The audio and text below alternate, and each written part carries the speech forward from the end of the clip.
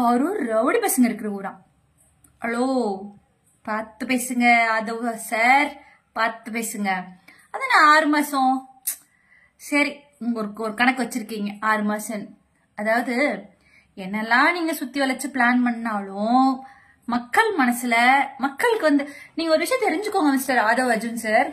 மக்களுக்கு யாரெல்லாம் இதுவரைக்கும் நல்லது பண்ணிருக்காங்க, சேவை பண்ணிருக்காங்க, போடுற ஒரு ஸ்கீமும் எந்த அளவுக்கு மக்களுக்கு யூஸ்ஃபுல்லா இருக்குன்றது மக்களுக்கும் தெரியும். சரியா? நீங்க நீங்க உசுபேத்தி விஜய் அண்ணாவ எந்த நிலைமைக்கு நீங்க இப்பயே ஆளாக்கி வச்சிருக்கீங்க. அதுன 30 நாள் அண்ணா அமைதியா இருந்தனால அமைதியா இல்ல, நீங்க அமைதிப்படுத்திட்டீங்க அவரை.